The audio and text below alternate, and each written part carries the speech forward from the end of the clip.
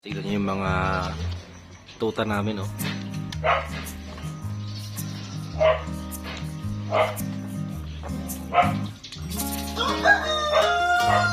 Hello, cutie.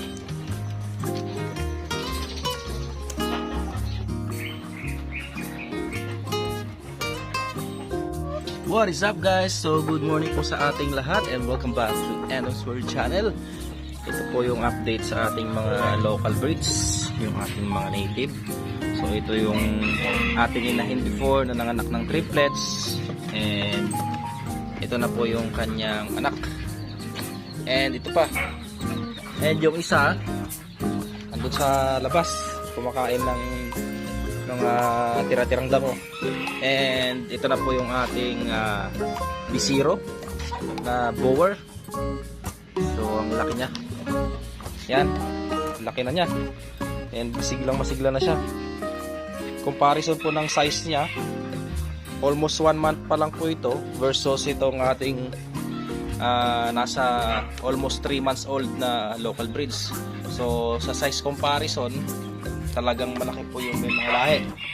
And then ito po yung ating iba pang local breeds na buntis.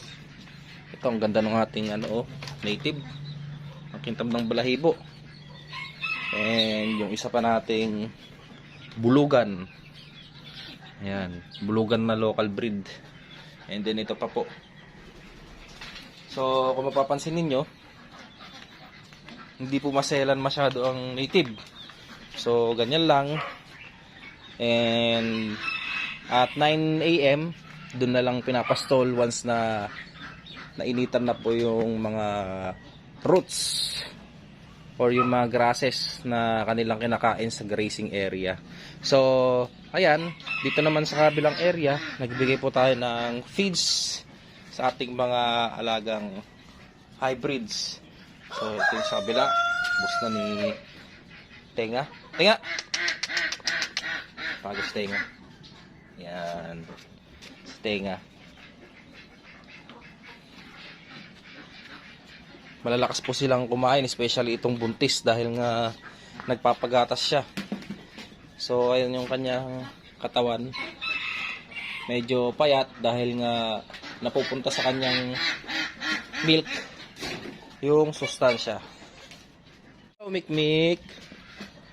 Tingnan niyo naman si Mikmik, oh. Laki. Oh. Diba? Mikmik. Ano, Mikmik? Ang ganda mo, Mikmik.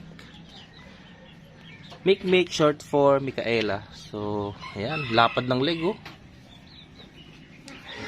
Tsaka ang lambot ng kanyang balahibo. Sarap yakap-yakapin.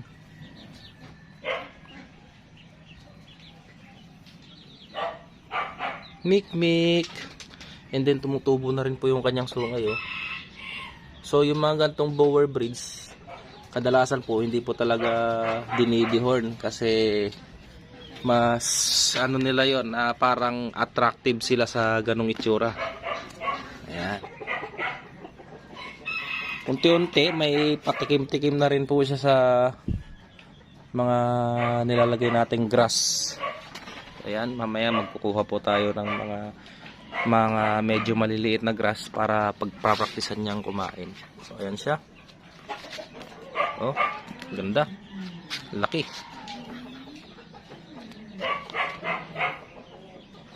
Punta naman tayo dun sa likod ng bahay para mag-harvest tayo ng mga forages. Kasi mamaya medyo busy tayo. Mas maganda yung naka-prepare yung ating mga pagpakain. So ayan. Every morning ganito po yung routine natin. Sa umaga bigyan muna tayo ng feeds sa kanila, and then itong mga native naman hindi natin masyadong binibigyan ng feeds kasi nga sanay naman sila sa grazing area and yun yung nakasanayan nila. Minsan binibigyan natin patikim-tikim lang ng mga tawag dito ng corn silage, ganyan, ng feeds like yung mga concentrate. So hindi sila ganoon kasilan. And ang napansin natin sa mga local breeds, kahit hindi mo siya masyadong bigyan ng injection, matitibay sila. So Yun ang kagandahan sa mga local breeds. And syempre, sila yung ginagamit for upgrading. So, tara sa likod. Yan guys, so dito sa tuktok yung mga alaga nating local breeds. Ayan, nasa ilan na sila? 1, 2, 3, 4, 5. So yung dalawa dito is buck. And then yung tatlo is doe. So ayan, mga future breeders natin for upgrading. Marami-raming majojowa sa tenga. Ayan. Ayan. Maganda yung panahon ngayon. Napakalamig, parang December pa rin. So silipin muna natin yung area na napalinisan natin last time. So ito siya. Ayan. Hindi pa na-distribute yung mga manure na pinalagay natin. And di rin tayo nakabili agad ng ating punla kasi sarado pala yung shop or yung bentahan ng mga pangtanim. So ito na yung area. And then harvest tayo later ng sitaria grass. Ayan, mga sitaria grass. So harvest tayo dito.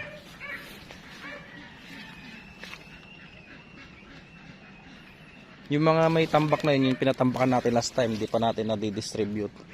So organic fertilizer na lang muna yung ginamit natin. Ayan. Kahit summer nabubuhay po sila. Ganyan katibi ang sitaria. And then next time yung mulato naman ang itatanim natin. And then nagpunla nga pala tayo last time. Yung update dun sa ating pinunla is hindi tumubo. Gawa nga ng hindi nadiligan masyado. Medyo busy yung nagano dito nagtatanim. So ayan yung mga sitaria grass natin, oh.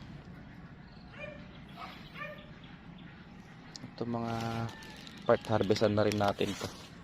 Dapat pala gapas yung dinala natin, hindi ka. Pero ito rin mga napier, harvestin din natin to dahil gustong gusto rin ng mga alaga natin kambing to. So yung medyo mabababa yan yung mga harvestan natin. Ito to. Mga gustong gusto ng kambing. And then yung silage natin, medyo stop muna natin yung napier silage kasi nga hindi nila masyadong gusto. So maraming nasasayang. Ang gagawin na lang na muna natin, fresh muna yung papakain natin. So notice tayo. Ayan.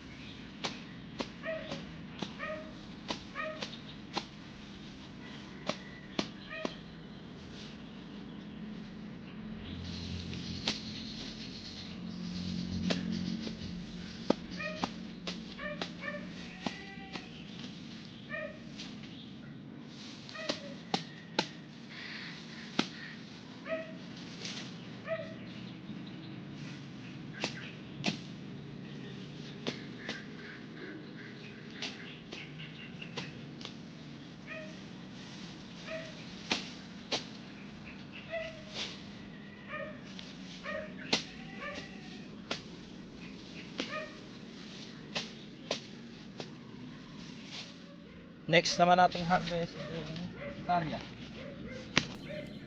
Harvestan na natin itong mga medyo malalagang part.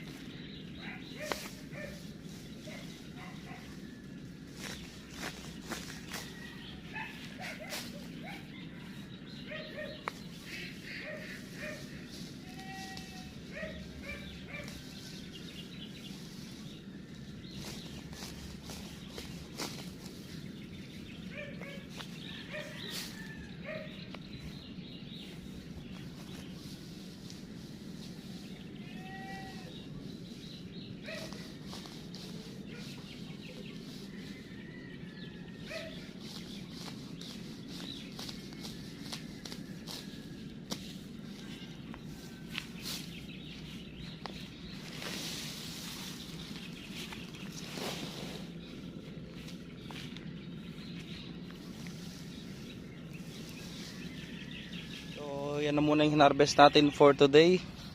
And maya-mayang hapon, once na maubos nila to, doon naman tayo sa part na yon kukuha. Ayan, dyan yung mga napier grass natin. So ito may mga natira pa, mga ilan-ilan. Ito rin yung mga sitarya. Ito yung napag-harvest ano. Yan, dadami na naman to once na harvestan. Yan, mga part na kuhanan. Medyo ilang puno lang yung nakuhanan natin ng sitarya.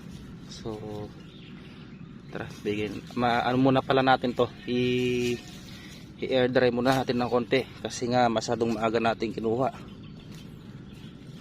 dun sa may araw. So let's go.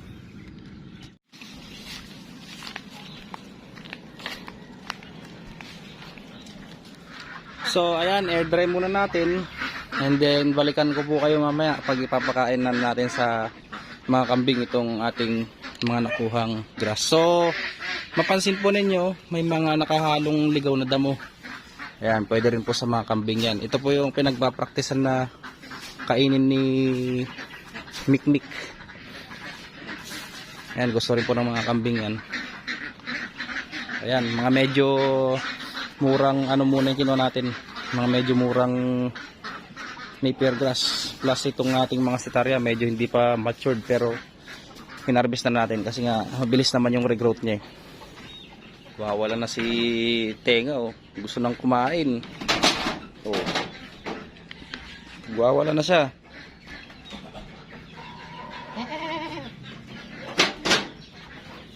Pero yung gutom na.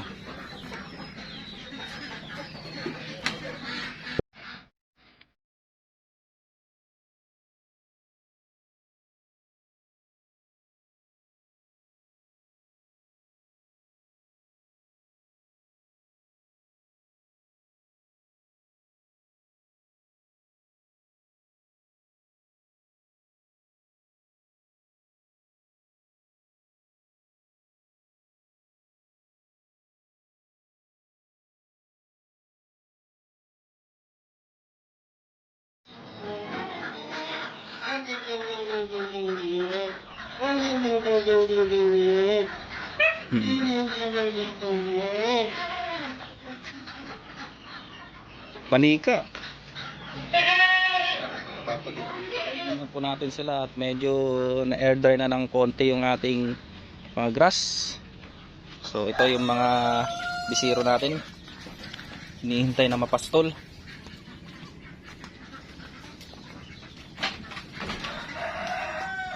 Hello. Yan. So bigyan na natin sila.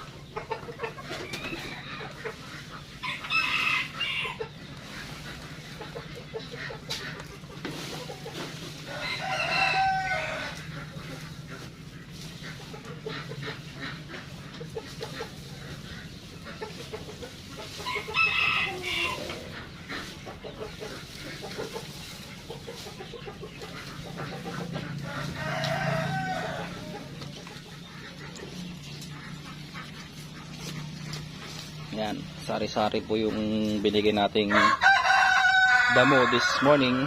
And mamayang bandang hapon naman maglalagay tayo ng legumes kasi may work po tayo mamaya, kaya ng hapon na lang po natin lalagay pagka out natin.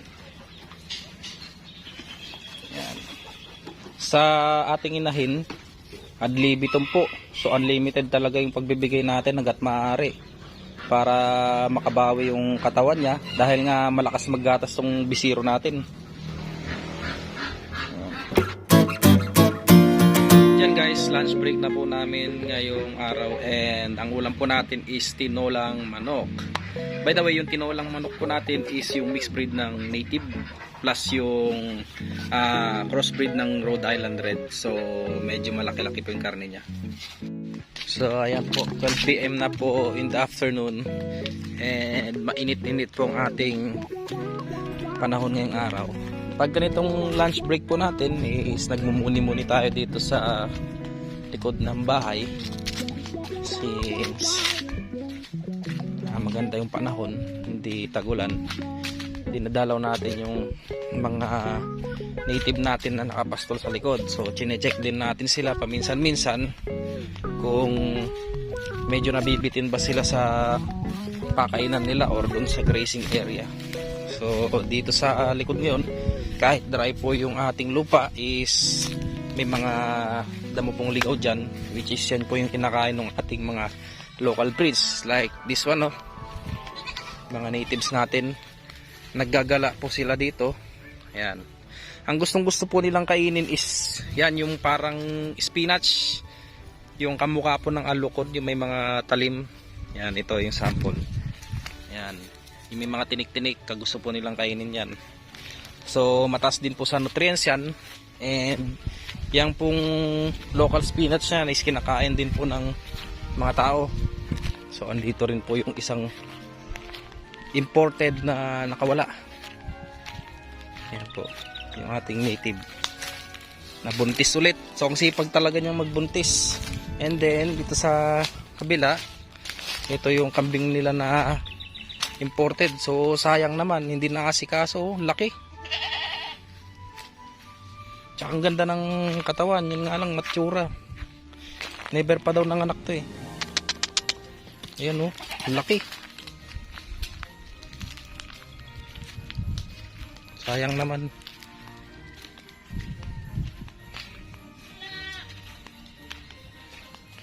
And then ito po ulit yung kulungan ni Kuya Balds, Margareson Baldumaro.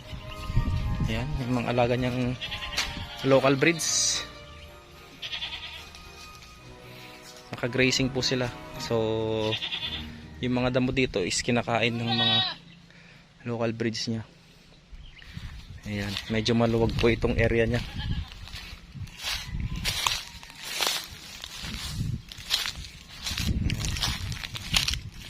Kapitbahay lang din natin siya. So ayan, matagalan natin siya hindi kahit na mag-alaga ng kambing. And sa ngayon, meron siyang mga ilan-ilan na local breeds. Tapos yung upgraded na back. Ito yung kanyang bulugan. Ayan, buntis. So yung kulungan niya is yung lumang kulungan ng baboy. And kinonvert niya na lang din sa goat house. So ayan, grazing po sila. Sayang oh, laki oh. Oh, ganda pa ng katawan. Me, sayang naman.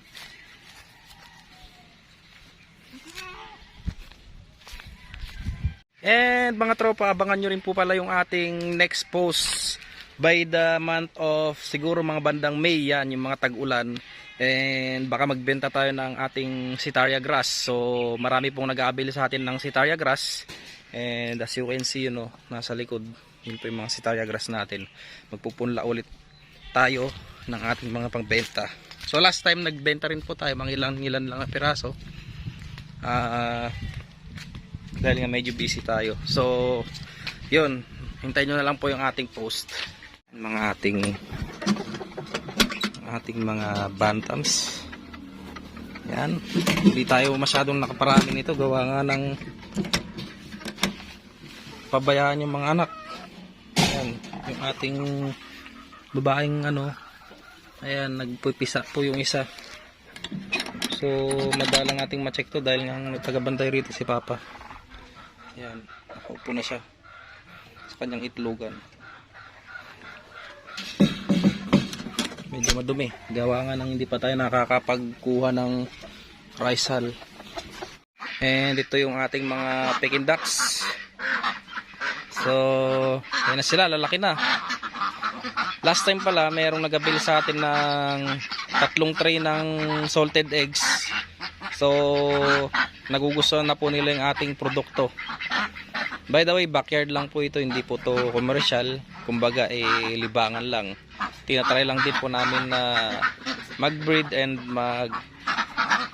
parami para naman may supply po kami ng egg. So, ayan sila, yung ating mga next breeders. Dami nila. Yan din po yung ating mga breeders before, yung pinagmulan ng ating mga second batch. Lalaki oh. Estimate natin is nasa 3 to 4 kilograms ang isa nito. So ganun sila kalalaki. Bali ang pakain po namin dito ay medyo tipid pa, gawa nga ng mahal ang feeds.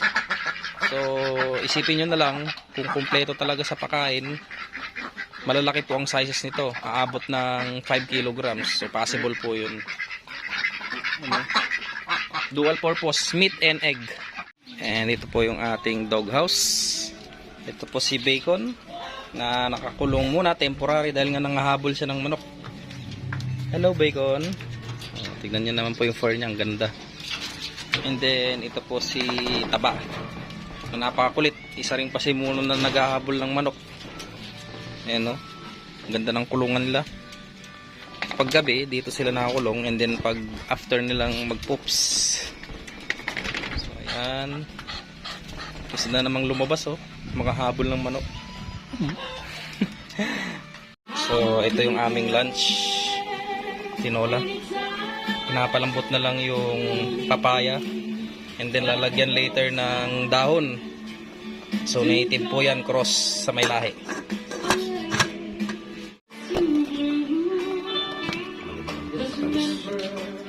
Medyo hinog yung papaya, no? Mga ilang minutes pa yan.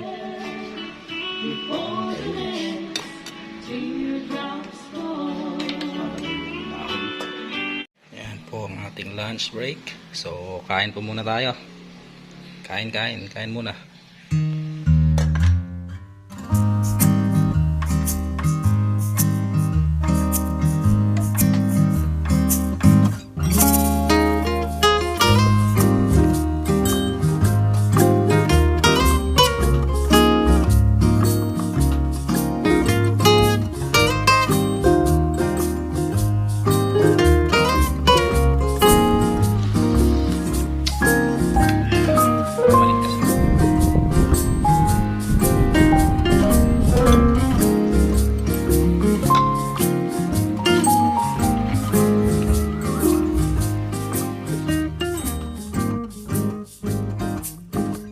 So yan, good evening po. Inabot na tayo ng gabi and nandito po lahat ng ating mga laga. Yan yung native po natin na isa, yung buntis. Ito buntis rin po. Tapos yung anak niya kasama niya, halos magkasing laki na. Yung ating local breeds na bulugan na magkapatid. Ito po yung kapatid niya, babae, Doden. And then ito po yung isang buntis. Yan, ang ganda ng katawan. Plus yung ating inahin na buntis ulit. Tapos yung triplets niyang anak na kasama niya. And syempre yung ating hybrid. Ayan, ang daming nakain. Laki ng tiyan. Si Ilong. Plus yung kanyang bisiro, si Mikmik or Mikaela. Ayan. Nabusog oh. Laki ng tiyan. Ayan oh. Tapos si Tenga. Ayun, nandun sa gilid oh. Mukha siyang alien. And so paggabi minsan nagbibigay din tayo ng pagkain nila para busog na busog, lalo itong buntis. Ayun oh, simot niya yung napier grass kanina. Maglagay tayo ng hapon. So paggabi, ayan, tingnan niyo yung molasses na may tubig at asin. So paubos niya na.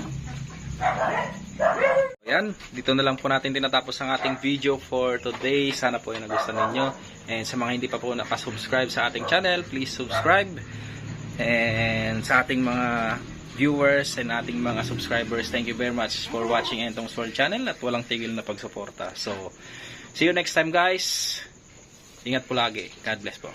Bye-bye.